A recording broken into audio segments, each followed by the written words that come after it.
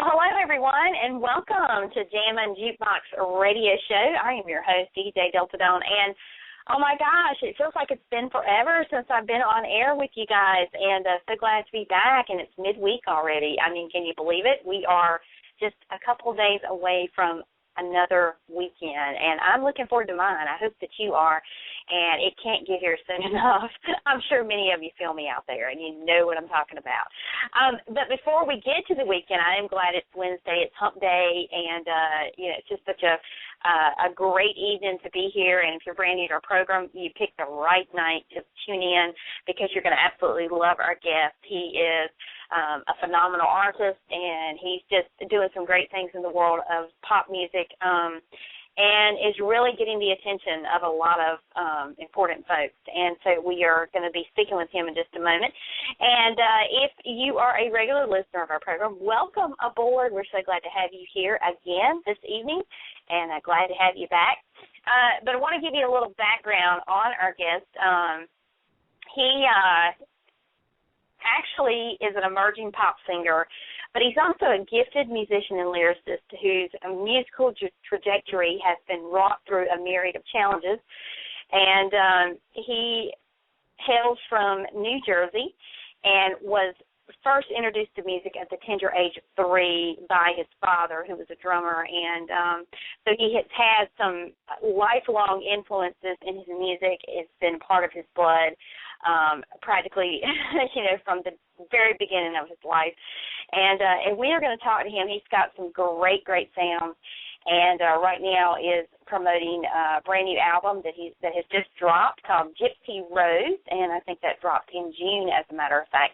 And so now, without further ado, we bring to you tonight Napone. Hello. How are you doing? I'm good. How are you?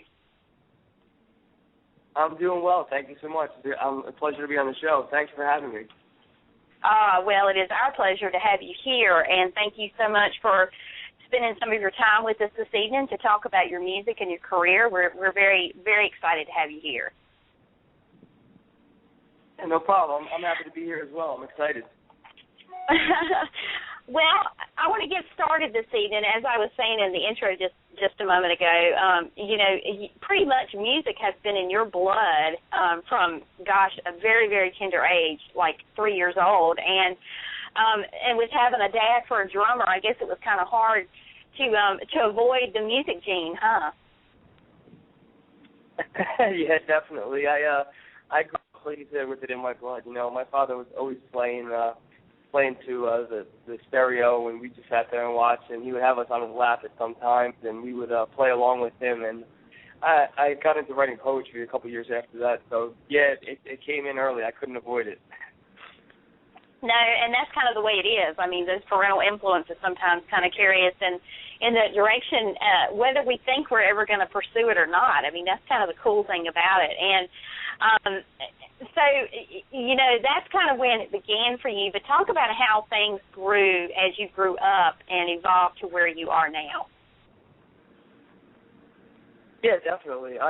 When I was, like I said, it was earlier on that my father introduced me to music, and I started writing poetry earlier on before I even picked up an instrument. And around 11 or 12, I realized that music could go together with poetry, and I started writing songs and then picked up a guitar and started playing acoustic guitar and putting those songs together with the music that I wrote. And I was always into singing. I was always the one in the car that would sing. I was always the one at practices when we were younger playing baseball, singing. And my friends would always tell me, you should do something with this. You're always singing. You're nonstop. They got annoyed after a while. It was just constantly after years and years of me singing. And I finally took it to the road and started playing piano and guitar and writing lyrics and never stopped since. It's what I do. I had lost my brother, actually, to suicide, and he's one of my major influences for the reason why I do this. And, just dedicating kind of everything to him. It's kind of my dream, but his as well, so I'm pursuing it for the both of us, That's so touching, and thank you for sharing that. Was your brother musical at all? Did he play an instrument, or did he write as well, or was it just you? He was a big poet. He wrote a lot, but he was also an actor. He was 16 when he took his own life, and he was actually just starting to get calls back for acting gigs and modeling and doing a lot of poetry and won a lot of competitions with poetry. So he was a big influence on me as well, and we did a lot of writing together when we were younger. So he played a big part in the entertainment field as well as we were growing up. Oh, wow. Well, I guess it was just your destiny to not only, pursue music because of your early influences, but by virtue of the fact that you lost your brother and now you're able to go forth and do such a incredible thing, with your music. What a way to honor him. I mean, that is outstanding. Yeah, that's the biggest thing, too. I am so lucky to be able to do what I am doing. I'm humbled as pie. I could not be any more happy with what I'm doing. I do it for myself, but also the fans. I want to be able to relate. I want everybody to be able to relate to the lyrics and sing them back and really touch people and just let them know that I do it for everybody. It's not an individual thing. I'm not selfish like that. I'm completely humbled, and I love my fans. I love my family, and I look at everybody as family to me. Anybody I meet on the road, I love meeting new people and seeing new faces and new places as well. I love to travel, and it just all means the world to me, Yeah, and to me, it just, in talking with you, it just sounds like, you definitely are doing it for all the right reasons. There's so many people that pursue this industry and pursue music for the wrong reasons, but it's so refreshing, to have someone like yourself who's out there. You're not only doing it for the fans, but, it holds personal, special meaning for you for many different reasons. And I think it as an artist, that just makes you more passionate, and I'm sure the lyrics that you write, your music is very empowering, and I'm sure touches a lot of lives. Yeah, it means a lot, it really does. And getting down to it, I'm just so thankful. Once again, I can't say it enough how thankful I am. And just, to every day I wake up with the sun shining in and just out in California where we live now.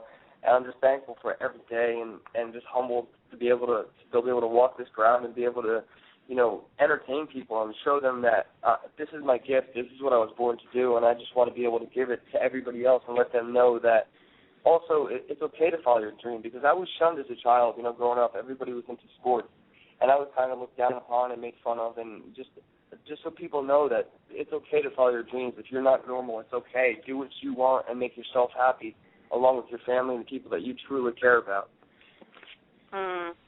Yeah, that's great advice because, I think so many times, especially, youngsters who have a dream such as music or, it could be writing or whatever it is. I mean, sometimes people have a way of kind of squelching dreams in our young kids and young adults who really do have gifts.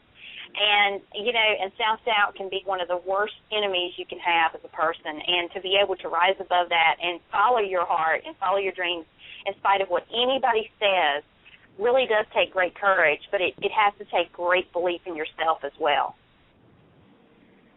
That's the biggest thing, is belief in yourself. I mean, that's what it comes down to at the end of the day. Everybody can tell you you're great or how good you are or how amazing you are, but if you don't believe in yourself, other people aren't going to believe in you. So first and foremost, you have to believe in yourself, and you will be surrounded with people that believe in you as well and love you. And the message I wanted to relay is that, believe in yourself. Don't let anybody tell you that you can't do anything, because I am living proof of being able to do anything that I want to do and put my mind to. Dreams do come true, and it is a reality, and don't ever give up on that dream. There's going to be hard times, there's going to be valleys, but then there's going to be the peaks as well, and those peaks aren't as great as they can be without those valleys. Yep, that is so true. I agree with you. I could not agree with you more. Very wise words of wisdom. I want to talk a little bit about some of your musical influences. I know that your early influences were your dad, your grandfather, but some of your musical influences that may have helped to mold and shape your sound and your music today. Who might they be? Well, first off, I grew up listening. I'm from New Jersey, so I'm a Jersey kid at heart. I love the place to death. It's never going to come out of me. So I grew up, with my parents listening to Bruce Springsteen. He's obviously a huge influence on me. His stage presence and the way he carries himself also off the stage and what he does for people off the stage. I've seen him around New Jersey from time to time at an ice cream parlor, and he's just the most humbled, amazing person off the stage, and he You know, he is a spitting image of who I want to be off the stage as well, with giving back and doing as much as I can. Also, there's a gentleman called Andrew McMahon. He plays in a couple bands called Jack's Mannequin, something corporate, and he has his new album coming out right now, a solo album called Andrew McMahon. And he is he's piano-based music, and that's where I picked up my piano when I started playing, just listening to him. And he's one of my piano influences, and the reason that I wanted to play piano. And also Keith Richards, the guitarist in the Rolling Stones. I mean, that's needless to say. He's amazing. He's just, you know, flawless in everything he does with on stage. And those guys just really just hit home for me. You know, they really just put it in perspective of how I want to be on stage and off stage. And also my sound has a little bit of like the band The Fray. So I kind of followed their melodic influences and, you know, listened to them and idolize them. Well, and they're all great artists that you just named. You know, when you mentioned Bruce Springsteen, it's interesting that you noted how humble he is off stage. And I love the fact that when you can have someone like a Keith Richards or a Bruce Springsteen, and they, you know, they are known worldwide, they've got all this notoriety and fame, but yet you could see them on the street and they would be just like your average Joe, you know, down to earth, very likable, and they never take for granted their fame, you know, and that the fact that they've made it and who they are, which I love that about them. And they're relatable. I mean, Bruce Springsteen, he's a fighter. You know, he's a fighter for so many different causes, and he really does know how to rally the troops, so to speak, when it comes to things he believes in, which holds a common chord with a lot of people out there. And I think that's why so many people love him and his music. Yeah, definitely. He's such a great person. I mean, meeting him is just like, was a great thing for me because it really put it in perspective. You know, on the streets, like you said, he's just a normal Joe.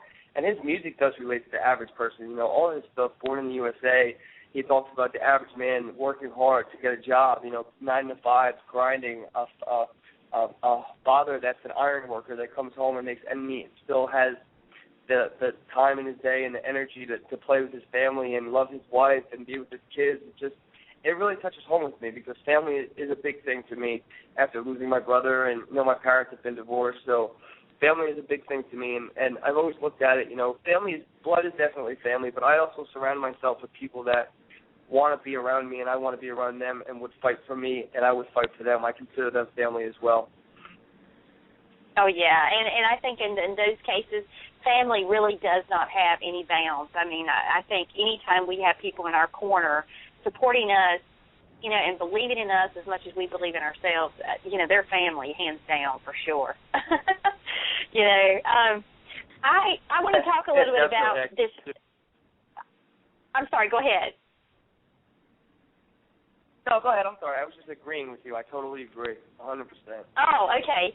I wanted to chat with you for a few moments about this brand new EP that you just released, Gypsy Rose. Talk a little bit about how it was born, how it came to be, and where your influences, you know, were drawn from to make this album.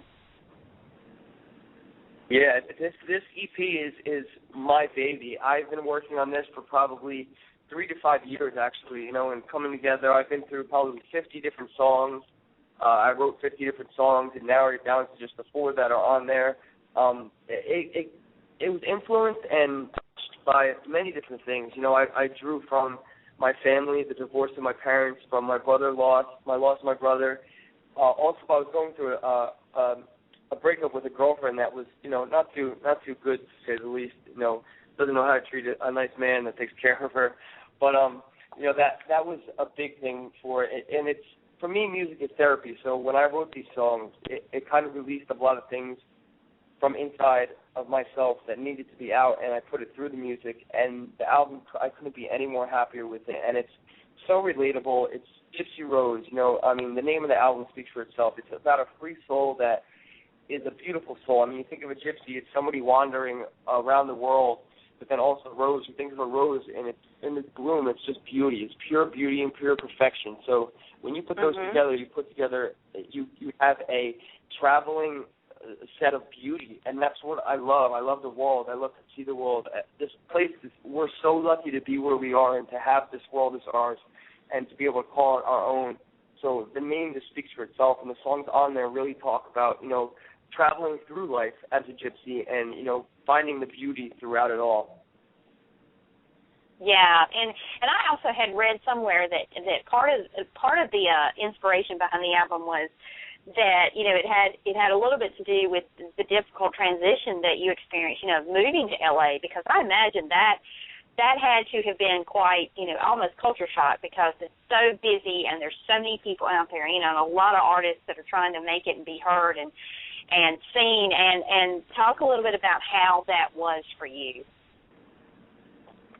Yeah, that was definitely a problem. It was difficult to leave my family back east. I mean, right now I'm 3,000 miles away from them. I speak to them every day. I speak to my father every day. I really don't speak to my mother. My mother is somebody that I try to stay away from. She just was somebody in my life that wasn't somebody that I looked up to. It was just, and it's tough for me to say that because it hurts very much. I'm from Jersey, and family meant a lot to us, and for my mother not to be a big part of my life, it hurts, but it's what it is, because she just brought me down and my family down. There was nothing good coming out of it, and I wish her the best and everything, and I hope she gets the help she needs and everything comes okay for her, and one day we can have a relationship.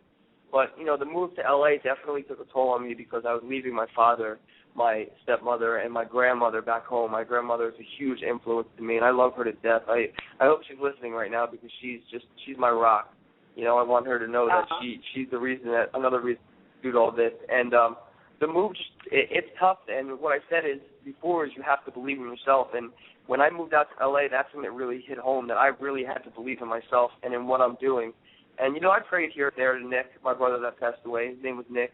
I would pray to him here and there, letting him know to, take care of me, everything. But, I really had to believe in myself, and that's when it really hit me, that the move was like, this is real. This is really happening. Your dreams are coming true. Now step up to the plate and be a man and handle them with grace and be humble and thankful. I love listening to you talk, because you are so down to earth, and you're so candid about your life and your experiences, and on the other side of the coin, as I sit here listening, you talk about your relationship with your family. I think about my son, who is my middle child. He just left for college last week. He just started, school this week. It's a brand new journey for him. He's only an hour and a half away from home. But, from the parental side of things, it's hard because he's not here. Now, great modern technology, we can be connected in an instant. But it's so different. It's a change for, his dad and I. It's a change for him. But he had to have that belief that he could go off to school and could get his degree and work towards that, and leave home, and know that in order to accomplish his goals and his dreams, that was what he was going to have to do. And the same with you. I mean, you knew if you wanted to pursue what your love is, that moving to LA was going to have to be a part of that. And, but you do strike me as someone that no matter how famous you become, how far your career advances, you're always going to be true to you, to yourself, true to your roots, and you'll never forget where you came from. Definitely. That's like I said, I pride myself with being humble and thankful, and always remember every morning to kind of kiss the ground, and be thankful for it all. And you have to make sacrifices to reach your dreams and your goals, and you're gonna have to. And moving to LA and losing relationships and gaining others that have happened to me, I'm thankful for it all, even the ones that have not worked out so well. Whether they're family or not family, I'm thankful that, they were part of my life, but I'm also thankful that they helped me move on. And, I forgive everything bad that's happened in my life. You can't hold on to regrets, because it's going to eat you alive. And you have to know that there's going to be valleys, but the peaks are going to be there as well. And when that happens, when those sacrifices come full circle and you realize that those sacrifices ended up being something that's so amazing and it helped create something so amazing, that there's nothing better than that feeling. It's just, your heart explodes with love. It's just the most amazing thing in the world. And, if your son's listening, and I hope to let him, I want him to know, just keep trucking and believe in himself at college, and he'll have a great time. College is a lot of fun. Just relax and enjoy himself and do good in school, mostly. Well, thank you. I appreciate that. He's actually just overwhelmed, I think, a little bit with all the work initially, and you know, he was always taught, come in from school, get your homework done, and so, you know, first day of classes, I asked him, what are you doing? I'm doing my homework, I'm trying to get it all done. I'm like, oh my gosh, you've got to pace yourself now. But I would certainly pass that on to him. I mean, you know, he's doing the same thing he did all throughout his schooling life, which that's a great mark of great training, I guess, and just doing that and being disciplined. Yeah. But if he does it in college, he's going to get burnt out because of all the workload, you know. And he kind of coasted through high school and had some really great classes, but it's not welcome to college is all I can say. So it's quite different, but I will certainly. But he's having a great time aside from that, I think. So it's going to be a wonderful experience for him. And you know, and as he goes forth, and he loves music, and he's into music, and he's a drummer, and he's picked up the guitar, and he writes songs, and you know, it's just interesting because I think anytime you're an artist, musically speaking, you have to have that belief in yourself in order to be able to do what you do, because otherwise, how could you do it? I mean, it would be almost a moot point. And then beyond that, to have the courage to let others hear what you've written, what you put together, you know, music to words kind of thing. And that takes great courage when you're trying to step out. You know, it takes a huge leap of faith, too, you know. It definitely does. It's scary at first. You know, you have to realize that you're putting something out there for the world to see. That's something deep down inside of you, and you don't know how anybody's going to receive it, or if they're going to be accepting, or if they're going to be hurtful. And there are people out there that, you know, I realize and I understand that not everybody loves my music. I've come to terms with that. And the only thing I can say is, you know, I hope that they can one day maybe take another listen, and hopefully I can grab another fan and I can relate to them as well. Because I'm not doing this for the wrong reasons. I'm doing this for the right reasons, for, you know, to relate, to let people know, to be inspiring, and let people know to chase your dreams. I mean, it's not easy to be turned down, and especially being a singer, you know. Not everybody has the most amazing voice in the world. Not everybody, you know, can hit every note. So to be a singer, in especially the industry that it is now, it's very difficult and tough to, you know, open up and be really alive in what you do and let your music speak for your life. And be that heartbeat, that your music is your heartbeat, really. And when you put that out there and people relate to it, that's the best feeling in the world, because those sacrifices come full circle, and you realize that that's big. Oh, yeah, that is so true. I want to talk to you a little bit about your video, Gypsy Rose, the official video that was recently put up on YouTube. And it is a great video. I mean, where was that thing shot at? Because the scenery in that is just breathtaking. I mean, you've got the coastline, and then you see the sea. I mean, was it done in L.A.? Was it done the coast of California? Where was it filmed? It was filmed in Hermosa Beach, California, a beautiful place. I mean, I had a great director, Justin Steele. He's a great guy. He does great work. I actually worked with him on another video that we have coming out. It's called Live, Laugh, Love. It should be out. It's on the EP as well. It should be out coming soon. It's still in the works being edited and everything. But Gypsy Rose was shot in Hermosa Beach. And I had this vision in my head for, you know, a gypsy girl. And I had put it down on paper and talked with Justin, and we went through a lot of pre-production working on the video to get it right. And my vision couldn't have been more to the T from my head onto paper onto screen. It was just perfection, and it was a smooth shoot. He's a great director. Everything went well. And the gypsy was great. Her name's Kelsey. She was a great girl, great actress. She does some great work, too. And it was really relieving for me, because when I did that video, the song itself, you know, let a lot of demons go for me, and it changed a lot in my life. But when the video was shot and we rapped, I felt like I had, you know, just had God touch my life, or something so significant happen, because it was so meaningful to actually have that done and the video be done, and realize that it's going to be visual now, not only audible.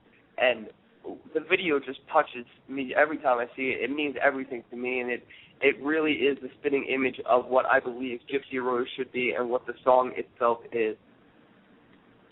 Yeah, I mean, it is just a great video, and I would tell all the listeners that when you're done listening to the interview here, you need to go over to YouTube and check it out, because it's really so well done. And the thing that I love about it is that your vision for this is so closely mirrored to the song, for one thing, but also I love the fact, the visual effect, because, Hello? you know, videos have changed so much from the days of MTV when they first debuted on MTV. Unbelievable. No. Sorry, did you move? No, I'm on a landline. Hello? Oh my God. What a great art. Hello? Hi, there we are. Hi. Can you guys hear me? Are we there? Are you still there? Yes, I'm here. Can you hear me? I was so upset. I was enjoying talking to you. I thought you got lost. Oh, no, I'm here. I was talking away. I don't know what happened. I mean, everything looks good on this end, so can you hear me okay? Yeah, I can hear you now. Thank you. Sorry about that. Okay, great. That's great. What I was saying was that what I love about your video is that not only does it mirror the song so well, but it also is so reminiscent of those early days of video that we saw on MTV when videos were really some of the coolest things in the world. I mean, the visual effect of this is just, I think, something that's been lost in videos of today. And I love how you kind of tried to capture that and bring it back so that, you know, viewers can actually see for themselves what you're trying to say in the song, which I think is beautiful.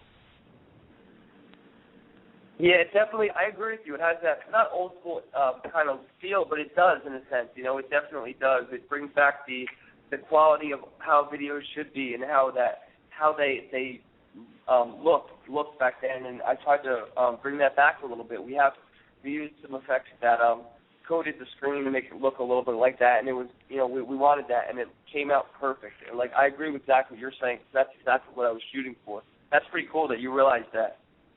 Oh, yeah. I mean, because I watch a lot of videos, as you can imagine, you know, that go along with a lot of songs and music that I get in. And you know, it's like music has changed so much. Well, video has changed so much. And I love when I can see a video that kind of takes you back and gives you that little bit of a retro feel, but yet it feels so relevant to today, just like the music is.